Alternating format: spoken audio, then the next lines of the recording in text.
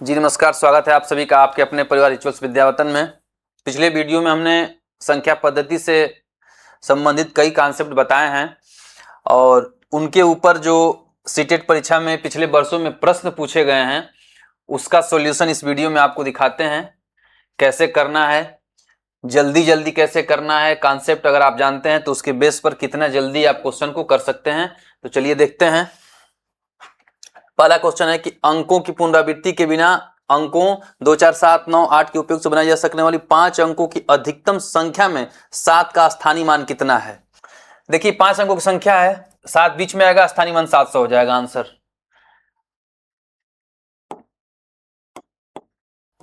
C option.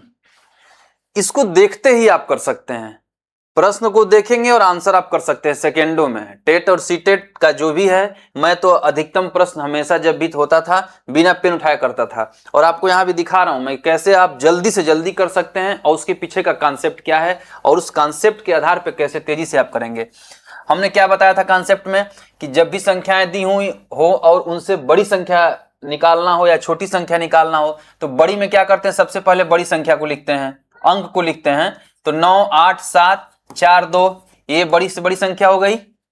जो संख्या अंक दिए हैं उनसे बड़ी संख्या ये बनेगी। 5 अंकों की अधिकतम संख्या में 7 का स्थानीय मान हमने देख लिया कि यहीं से देख लिया, हमको बनाने की जरूरत भी नहीं है। और यहां से क्या है, ये इकाई है, दहाई है, सैकड़ा, 700 होगा ये यहां से। अब हमने ये देख लिया कि 5 ही अंक हैं और ये सब अलग अलग हैं, बीच में 7 आ रहा है यानी सैकड़ा होता है बीच में, तो सैकड़ा मतलब 700 से गुणा करेंगे 700। आंसर देखते ही आंसर। कोई कॉन्सेप्ट बस आपको पता होना चाहिए कि क्रम क्या करना है, 5 ही अंक हैं ऐसे। अगला, निम्नलिखित में से कौन सी संख्या 99 से विभाज्य नहीं है, पूछ रहा है। 99 से विभाज्य नहीं है। अब 99 से, और संख्याएं भी देखिए इतनी बड़ी बड़ी हैं। अब हमको ये देखना है कि 99 से क्या हम भाग करेंगे, बिल्कुल नहीं। तो 99 के दो प्राइम फैक्टर तुरंत हमको क्लिक कर रहा है कि 9 होगा और 11 होगा। तो 9 से और 11 से हम विभाज्यता को अगर चेक कर लेंगे और किसी भी एक से, उसमें से 9 या 11 किसी में से नहीं हो रहा है तो उसको आप कर देंगे कि नहीं होगा। और नहीं हमको छांटना है, अगर है छांटना रहता कि विभाज्य है तो भी हम देखते कि कौन नहीं हो रहा है। तो इसलिए क्योंकि होने में दोनों से चेक करना होगा और नहीं होने में, विभाज्य नहीं होने में किसी एक अंक से या संख्या से 9 11 है उसको चेक कर लीजिए, अगर नहीं होता है तो आंसर हो गया। अब 9 की बात जहां आती है तो हमने क्या बताया था कि 9 से विभाज्य वही होगा जिस संख्या के अंकों का योग 9 से विभाज्य होगा। लेकिन हमको योग भी नहीं करना है, हम 2 या 3 संख्याओं को लेकर के, छोटी संख्याओं 2 3 संख्याओं को एक ही बल्ले की जोड़ करके और देख सकते हैं। तो चलिए देखते हैं 99 11 और 9। सबसे पहले 9 से चेक करना आसान है, 9 से देखेंगे। 7 2 9, कोई विचार नहीं करेंगे। 7 5 12 6 18, ये 9 से हो सकता है, इसको अभी हम छोड़ देते हैं। और इसके बाद इसको देख लेते हैं, 7 2 9 छोड़ देंगे। 7 2 9 जैसे हमको पाए तो हम आगे नहीं जोड़ेंगे, इसको छोड़ देंगे। 4 3 7 5 12, 12 नहीं, इस 9 से होगा, नहीं होगा। आंसर क्यों? क्योंकि 99 से विभाज्य नहीं है। तो जब ये 9 से विभाज्य नहीं है तो हमको 11 से चेक करने की जरूरत ही नहीं है, हम तुरंत पा लेंगे। कैसे? और 9 से विभाज्यता का रूल क्या है, अंकों का योग। अब अंकों का योग हम पूरा एक बार नहीं जोड़ेंगे कि 7 2 9 3 12 4 16 5 21 9 30, ऐसे हमको नहीं करना है। इधर से 7 2 9 ये कैंसिल, इधर का ये 9 कैंसिल, 5 4 9 कैंसिल, बच गया 3, ऐसे भी कर। मतलब आप एक बार ध्यान दीजिए कि क्या हम कैंसिल कर सकते हैं। 7 2 9 कैंसिल, 5 4 9 कैंसिल, 9 कैंसिल, बच गया 3। क्या 3 9 से विभाज्य होगा? नहीं होगा। तो ये संख्या 99 से विभाज्य नहीं होगी, हो गया। बाकी हमको विकल्प चेक करने की आवश्यकता ही नहीं है, आप देख सकते हैं चेक करके अपने से। ये दो संख्याओं का महत्तम समापवर्तक 18 है तो निम्नलिखित में से कौन सा उनका लघुत्तम समापवर्त नहीं हो सकता है। एचसीएफ 18 है, लघुत्तम समापवर्त नहीं हो सकता है। जब भी इस तरह की बात आए एलसीएम और एचसीएफ की तो इतना ध्यान रखिएगा, एलसीएम जो होता है एचसीएफ से कटने वाली संख्या होती है, या एचसीएफ एलसीएम का क्या होता है, फैक्टर होता है। 18 से चेक करना है तो महत्तम समापवर्तक 18 है, एलसीएम नहीं हो सकता है, चेक करना है। यानी एलसीएम वही संख्या होगी जो इससे कटेगी और जो नहीं कटेगी वो नहीं होगी। अब 18 की बात है तो इसको हम 2 × 9 लिख सकते हैं। 18 से भी भाग देके हम नहीं देखेंगे, 2 और 9 हम लिख सकते हैं। 2 से 4 इकाई का अंक तुरंत हम देखेंगे, 4 8 8 2। 9 से चेक करना है, वही काम हम करेंगे। देखिए 9 नहीं हो सकता है, चेक करना है। 9 से जोड़ते हैं, 4 4 8 1 9, ये संभव हो सकता है। 8 2 10 1 11, नहीं होगा। इसको भी देख लीजिए, 8 नहीं हो सकता है, 7 2 हो सकता है, और 2 से हो ही सकता है, 9 से तुरंत हम चेक कर लेंगे 9 से, और 9 से चेक करने में क्या करेंगे हम, 8 1 9 2 बच गया, पूरा जोड़ने की भी जरूरत नहीं, 8 1 9 दिखा, 2 बच रहा है, नहीं होगा ये, यानी कि ये एलसीएम नहीं हो सकता है। आप निकाल के देख लीजिएगा, 18 से भाग देखिए, 18 8 126 होता है, 128 से नहीं होगा। मतलब आप सेकेंड्स के अंतर्गत क्वेश्चन सॉल्व कर सकते हैं। संख्या इतने में दोनों 8 के स्थानीय मानों का अंतर, दोनों 8 का स्थानीय मान का रहा है 8 लाख पे है यार, 10,000 लाख, और यहां घटाएंगे 8, तो ये आपका क्या हो जाएगा, ये 79। घटाने का आप घटा के भी देख सकते हैं, या एक तरीका आपका ये है कि जैसे इसे 800 घटाना है आपको और ये 80 हो, तो इसकी जगह पे 79 होगा, और फिर यहाँ 9 होगा, यहाँ 200 आ जाएगा, 7992 ये आंसर। ऐसे मतलब हमको पूरा नहीं करना है, पूरा ये नहीं कि हम पूरा एक एक चीज मिलाते चले। 800 घटाना है तो 1000 बचेगा उसमें से, तो 1000 जो है माइनस करेंगे तो 800 200 वहां बच जाएगा, और वहां 79 हो जाएगा। ऐसे 1 से 50 तक की संख्याओं में कितनी जुड़वा अभाज्य संख्याएं हैं, तो जुड़वा अभाज्य संख्याएं वो होती हैं जिनके बीच का अंतर 2 होता है। तो चलिए ऐसी संख्याओं को हम निकाल लेते हैं। पहले अभाज्य हम लिख लेंगे 3 5 7 11 13 17 19 23 29 31 37 41 43 और 47 ऐसे होता है। अब इनमें एक ये 2 3 4 5 6 ऐसी संख्याएं हैं, 6 आंसर हो जाएगा। आगे चलते हैं। अंकों 8 2 7 0 6 के उपयोग से 5 अंकों की बनाई जा सकने वाली सबसे बड़ी और सबसे छोटी संख्या का अंतर। सबसे बड़ी संख्या क्या होगी, हम बड़े से छोटे क्रम में लिख देते हैं अंकों को ये, और छोटी संख्या जब भी आप लिखेंगे 0 को दूसरे नंबर पे लिखेंगे, 2 0 6 7 8, इसको हम घटा लेंगे तो 8 में से 10 में से 8 गया 2 4 9 6 और ये 6 6 6 9 4 2 6 6 9 4 2 ये आंसर हो जाएगा। आगे चलते हैं। 201 के पूर्ववर्ती और 4 7 8 1 के उत्तरवर्ती का गुणनफल है। 201 का पूर्ववर्ती कितना होगा, 200 होगा, -1 कर देंगे, और 4 7 8 का उत्तरवर्ती कितना होगा, 4 7 8 का उत्तरवर्ती 4 7 8 2 +1 कर देते हैं। अब गुणनफल पूछ रहा है, 2 डिजिट दिख गया आपको, विकल्प में 2 डिजिट कहीं दिख रहा है, इसमें दिख रहा है, इसमें दिख रहा है, इन दोनों में नहीं है, ये कैंसिल हो जाएंगे तुरंत। उसके बाद अब आप गुणा कर लेंगे तो आपको क्या मिल रहा है, ये 2 से गुणा करेंगे तो 2 दूनी का 4, ये वाला आंसर हो जाएगा। आपका यहाँ 2 दिया है, यहाँ 4 दिया है, तुरंत इकाई का स्थान तो डबल शून्य होगा, तो उसको अभी विचार हम नहीं करेंगे, छोड़ देंगे, डबल शून्य वाला हमको चुनना है। तो 2 दूनी का 4 और 2 8 16 और 2 7 14 1 15 और 2 चौका 8 1 9, देखिए दिया हुआ है। मतलब हम ये देखेंगे कि कम से कम हमको कैसे करना है मल्टीप्लिकेशन, करने तो आता ही है हमको। डबल जीरो जब दिख गया संख्या में और गुणा है तो डबल जीरो वाला ही ऑप्शन होगा, तय है। अब उसके बाद इकाई का अंक देखिए, यहाँ 2 हो रहा है, यहाँ 2 हो रहा है, तो 2 दूनी का 4, यहाँ 4 हो गया, आंसर हो गया। अब हमको पूरा गुणा करने की जरूरत नहीं है, यही सब चीजें कैलकुलेशन में सीखनी है। 4 अंकों की वह न्यूनतम संख्या जो 6 7 और 4 का गुणज है, निम्न है। इसमें जो विकल्प दिए रहते उसके हिसाब से भी हम सॉल्व कर सकते हैं। बाकी तरीका क्या है, 4 अंकों की संख्या लिखिए आप 1000, और फिर 6 7 और 4 का एलसीएम निकालिए, और एलसीएम से भाग दे करके, और फिर ये देखिए कितना शेष बच रहा है, कितना हम और ऐड कर दें तो उतना ऐड कर देंगे हम कि इन संख्या से निकालने के लिए, ताकि पूर्ण बन जाए। अब उतना बड़ा करने की कोई आवश्यकता नहीं है। आप देखिए 4 अंकों की संख्या है, विकल्प में सारे के सारे 4 अंक दिए हुए हैं, कोई दिक्कत नहीं है। 1000 छोटी संख्या क्या होती है, 1000 होती है, 4 अंकों की, 3 अंकों की 100, ऐसे करके। अब 6 7 और 4 का गुणज है, यानी जाहिर सी बात है कि 6 7 और 4 से वो कटेगा, वो संख्या डिविजिबल होगी, तो हम इन्हीं को चेक कर लेंगे। अब गुणज है चेक करना है तो हम ये देख लेंगे ऐसे प्रश्नों में तुरंत कि कौन संख्या डिवाइड नहीं हो रही है, वो गुणज नहीं होगी। और जो हो रही है तो उसको हम तुरंत एलिमिनेट कर देंगे, हटा देंगे। तो 6, 7 और 4, तो 4 से डिवाइड होने का मतलब लास्ट 2 अंक देखेंगे, और 6 से 2 और 3 2 देखना है, तो क्यों ना पहले हम 4 से देख लें। तो 4 से विभाज्यता का नियम क्या है, अंतिम 2 अंक क्या होना चाहिए, 4 से विभाज्य होना चाहिए। ये हो रहा है, नहीं होगा। बाकी 6 और 7 देखना ही नहीं है। ये हो रहा है, नहीं हो रहा है। ये और ये दोनों बच गए, ये दोनों हो सकते हैं। अब क्या करेंगे, हम 6 पे चलेंगे। तो 2 इकाई का अंक दोनों का ठीक है, यानी 2 से होगा। 6 का विभाज्यता चेक करने का मतलब 2 और 3 से हम चेक कर लेंगे।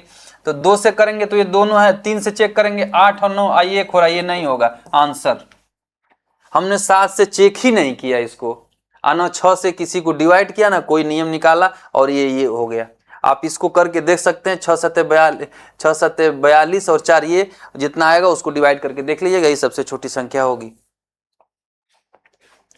दूसरी कक्षा के अधिकांश शिक्षार्थी 4 कैंडी और 3 कैंडी जैसी 2 मात्राएं जोड़ने में सक्षम होते हैं, लेकिन वर्कशीट पर 4 + 5 करने के लिए कहा जाता है तो अधिकांश असमर्थ होते हैं। एनसीएफ 2005 के अनुसार इसका क्या कारण है। दूसरी कक्षा के बच्चे हैं, विकल्प पढ़ लेते हैं। कुछ शिक्षार्थी गणितीय कौशल में कमजोर होते हैं, कभी भी नकारात्मक विकल्प आप दिया तो सबसे पहले उसको छोड़ देंगे आप, नहीं होगा।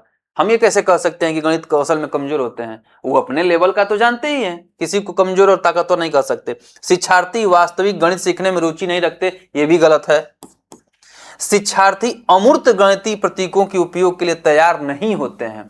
ये किस कक्षा की बात हो रही, 2। अमूर्त मतलब जो दिखने वाला नहीं है, और कैंडी क्या है, दिखने वाला, उसको जोड़ लिया, ये आंसर सही होगा। चौथा भी देखो, शिक्षार्थियों को योग ठीक से नहीं सिखाया था, ये भी नकारात्मक है, ये भी गलत होगा। आगे चलते हैं। संख्या इतना में 3, 5, 2, 8, 7, 6 में 5 और 7 के स्थानीय मानों का अंतर, 5 और 7 के स्थानीय मानों का अंतर, ये 70 होगा, और ये कितना होगा, 50। 1, 2, 3, 4, 4 0 50, और ये 70।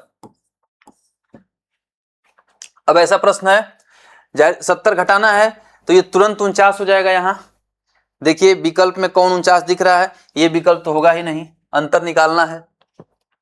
और 70 घटाना है, अंतिम 30 होगा, इसमें 30 है आंसर। यहां भी हमने पूरा नहीं किया, हमको ये दोनों विकल्प दिख रहा है, 70 लास्ट में घटाना, तो 70 लास्ट में से घटेगा तो 30 तो आएगा ही आएगा, यहाँ 0 और 3 तो आएगा ही, एक ही विकल्प में मिल रहा है, उसको हम आंसर कर देंगे। करके भी देख लीजिए, यहाँ 0, यहाँ 3, यहाँ 9, यहाँ 9, यहाँ 4 ऑप्शन में मिल रहा है। पूरा हम नहीं करेंगे, कॉन्सेप्ट अगर हमारा क्लियर है तो हम पूरा क्वेश्चन नहीं करेंगे और बिना देखे सेकेंडों में ऐसे करेंगे। तीसरी कक्षा के एक विद्यार्थी से जब 105 लिखने को, 105 को अंक के रूप में लिखने को कहा जाता है, तो वह इसे 1005 लिखता लिखती यह इंगित करता है, वह शरारती है, गलत बात है, नकारात्मक नहीं होगा। उसे स्थानीय मान की अवधारणा को समझने में और सहायता की आवश्यकता है। बिल्कुल से 105 लिखने के लिए कहा गया, 1005 लिख दिया तो स्थानीय मान का। वह गणित सीखने में अयोग्य है, भी नकारात्मक गलत। विद्यार्थी सीखने में कमजोर है, यह भी नकारात्मक है, गलत। अंकों इतना से बिना पुनरुक्ति के 6 अंकों की बनाई जा सकने वाली सबसे बड़ी और सबसे छोटी संख्याओं का योग है। सबसे बड़ी संख्या निकालना है, 9, 8, 6, 5, 2, 0 हो जाएगा। सबसे बड़ी अंक को पहले, उसके बाद क्रमशः ऐसे लिखते हैं। और छोटा जब भी बात करें, 0 को आप सेकंड नंबर पे लिखेंगे, 2 लिखेंगे, और 5, 6, 8, 9 क्या करना है, योग निकालना है। निकाल लेंगे। 9 2 विकल्प में मिल रहा है, इसमें नहीं, कैंसिल कर देंगे। 9 के बाद 0 मिल रहा है तो ठीक है, 0। 6, 5, 11, एक बार 2 मिल रहा है, दोनों मिल रहा है। 6, 5, 11, एक बार 2, दोनों मिल रहा है। 9 9 2 11, 11 92 209, 11 92 209, यहाँ 11 92 209, ये वाला ऑप्शन सही है, 11 92 209। कभी कभी आपको पूरा कैलकुलेशन करना भी पड़ सकता है, लेकिन आप अंतिम से करके चेक कर सकते हैं। 31 और 60 के बीच की अभाज्य संख्याओं का योगफल। हमने कॉन्सेप्ट क्लास में आपको अभाज्य संख्याओं को बताया है। चलिए इनके बीच की अभाज्य संख्याएं लिख लेते हैं। 31 और 60 के बीच की अभाज्य संख्याओं का योगफल है, तो इनके बीच में अभाज्य संख्याएं जो होंगी वो 37, 41, 43, 47, 53, 59, ये होता है, इनको हम जब जोड़ेंगे 9 3 12 7 19 3 22 23 7 0 3 3 3 6 4 10 4 14 4 18 18 10 28 280 आंसर ये। निम्नलिखित में से कौन सी संख्या 72 से विभाज्य नहीं है? 72 की बात कर रहा है। 72 का दो को प्राइम क्या होगा? 8 और 9। यानी अगर संख्याएं दी हुई हैं, अगर इनमें से कोई भी संख्या 8 या 9 किसी से नहीं विभाज्य होगी तो वो नहीं होगी। नहीं निकालना है, हम आसानी से चेक कर लेते हैं, या तो 8 से चेक कर लेते हैं या 9 से। 8 से शुरू करते हैं। जब भी 8 से शुरू करना है तो आपको पता है कि अंतिम 3 अंकों से बड़ी संख्या 8 से विभाज्य होगी तो वो पूरी संख्या विभाज्य होगी। और अगर 4 से विभाज्यता क्या होता है? अंतिम 2 अंकों की संख्या। तो जब अगर 4 से विभाज्य होगी तो ही वो 8 से विभाज्य होगी। अगर 4 से विभाज्य नहीं है तो 8 से विभाज्य नहीं होगी। तो हम पहले एक झलक 4 से देखते हैं कि कौन 4 से हो रहा है। जैसे ये 4 से हो रहा है तो इसको हम 8 से देख सकते हैं। ये 4 से होगा? नहीं होगा। ये हो रहा है, ये भी हो रहा है। अब क्या करेंगे हम? एक संख्या 8 के तहत निकल गई कि ये नहीं हो सकती है और नहीं छांटना है तो ही आंसर हो जाएगा। पूरा हमको देखना ही नहीं है, नहीं छांटना है तो एक ही संख्या हम मिला लेंगे कि 8 से नहीं कट रही है या 9 से नहीं कट रही है, तो आसान हमको जो लगा कर लेंगे। ये देखिए 8 से 4 ही से नहीं कटा, 2 अंक हम देख लेंगे तो 8 से भी नहीं कटेगा, तो यही संख्या आंसर हो गया। बाकी को हमको देखने की जरूरत ही नहीं है। वह सबसे बड़ी संख्या कौन सी है जिसे 87 और 123 को विभाजित करने पर क्रमशः 7 और 3 शेषफल बचता है? इसको भी हम विकल्पों की सहायता से कर सकते हैं। ऐसे संख्याओं में हम करते क्या है? क्रमशः जो दिया है तो उसको माइनस करके उसका एचसीएफ निकालते हैं। हमको कोई एचसीएफ निकालने की जरूरत नहीं है, हम तुरंत विकल्पों से चेक कर सकते हैं। अब देखिए 40 और 80 दिया है, 20 दिया है, तो इससे हमको लग रहा है क्या 36 से होगा? ये नहीं होगा, 7 बचेगा ही नहीं, तुरंत कैंसिल हो गया। 40 से हो सकता है, 80 से 7 बचेगा, लेकिन ये भी नहीं होगा। ये 20 से हो सकता है और 40 से हो सकता है। एचसीएफ बड़ी संख्या होती है, हाईएस्ट कॉमन फैक्टर 40 इसका आंसर हो जाएगा। करके आप चेक कर सकते हैं। 40 दूनी का 7 बचेगा, 40 तिया 3 बचेगा, आंसर हो गया। चलिए प्रश्न देखते हैं। निम्नलिखित में से कौन सा कथन सत्य है? कोई संख्या कभी भी अपने वर्ग से अधिक नहीं होती, सभी ऋणात्मक संख्या अपने घनों से अधिक होती हैं। कोई संख्या कभी भी अपने घन से अधिक नहीं होती। एक अभाज्य संख्या का वर्गमूल एक परिमेय संख्या नहीं होता है। कोई संख्या कभी भी अपने वर्ग से अधिक नहीं होती। अब इसमें हम क्या करते हैं? पूर्ण संख्याएं, पूर्णांक और परिमेय संख्याओं को देखते हैं। पूर्ण संख्या में क्या 1 2 3 हो गया, पूर्णांक क्या हो गया ऋणात्मक संख्याएं भी हो गई, और परिमेय क्या हो गया एक के अंश और हर के रूप में 1/2 1/5 या 1/4 ऐसे, तो जिसको हम दशमलव रूप में भी कर सकते हैं। तो चलिए पहला हम मिलाकर देख लेते हैं। कोई संख्या कभी अपने वर्ग से अधिक नहीं होती। अगर हम 2 4 6 ऐसे लेंगे तब तो ये बात सही होगा, 2 का वर्ग 4 तो अपने वर्ग से अधिक नहीं होती। लेकिन जैसे हम 1 से कम वैल्यू पर आते हैं, या कह लीजिए कि 1/2 तो 0.5 पे है, 0.5 का जो वर्ग होगा 0.25 होगा, तो ये अपने वर्ग से ज्यादा है ना। ये क्या कह रहा है? कभी नहीं होती, ये गलत हो गया।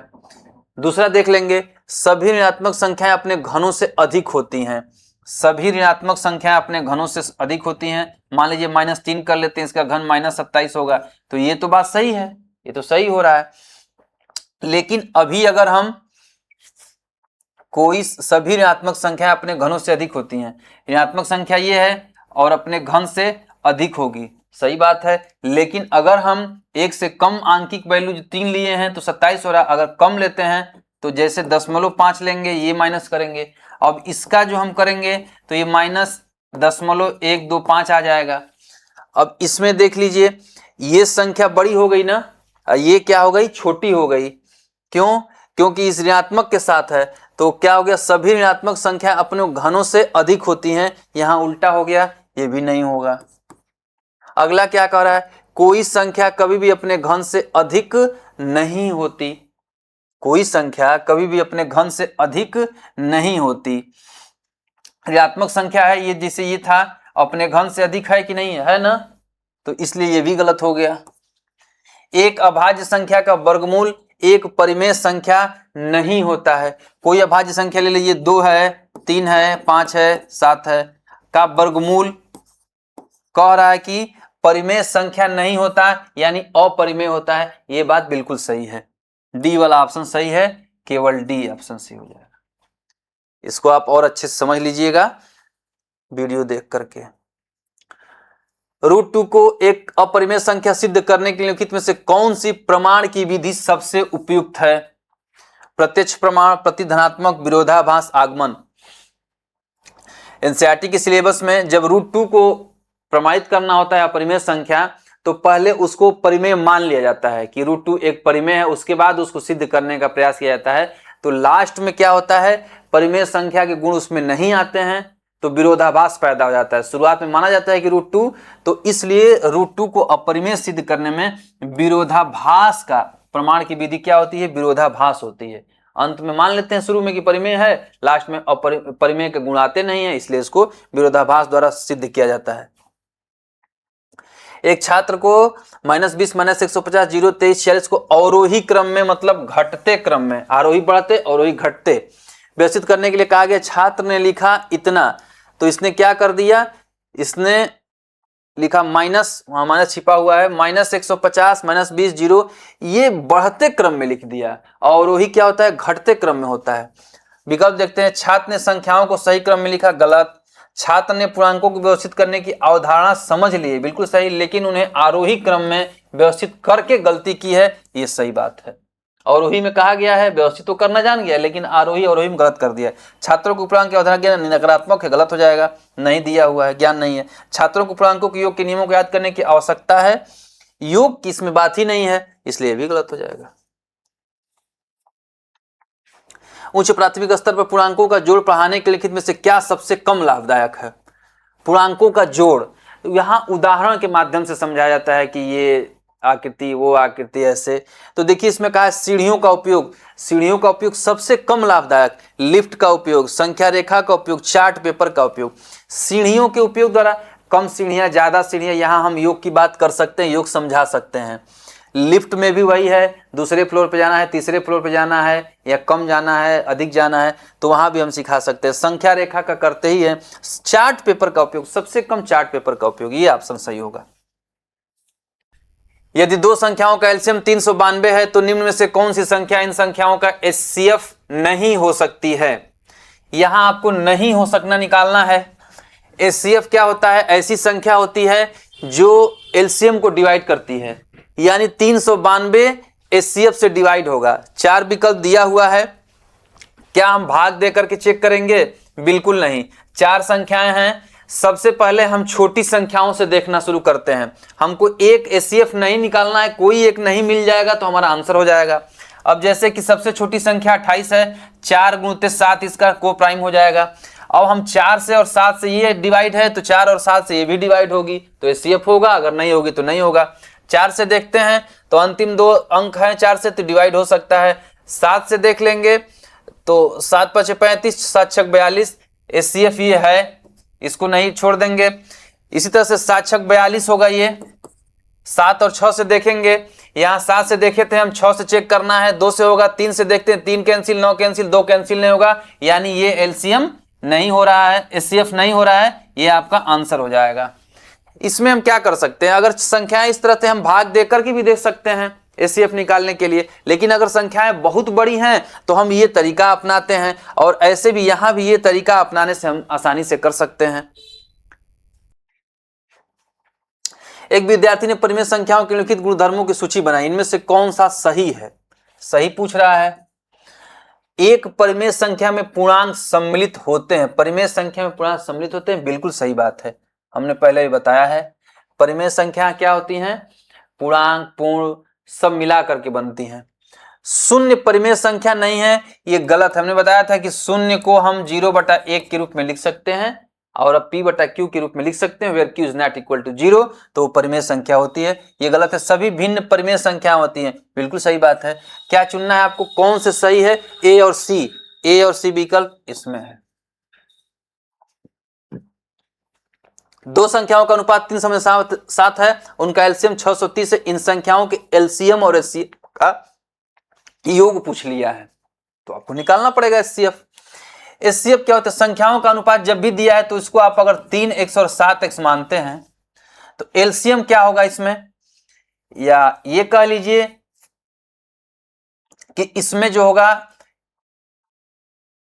x क्या होगा, दोनों में कॉमन है तो HCF होगा। तो हम क्या करेंगे, यहां से x की वैल्यू निकाल लेंगे और एलसीएम दिया हुआ है हमको।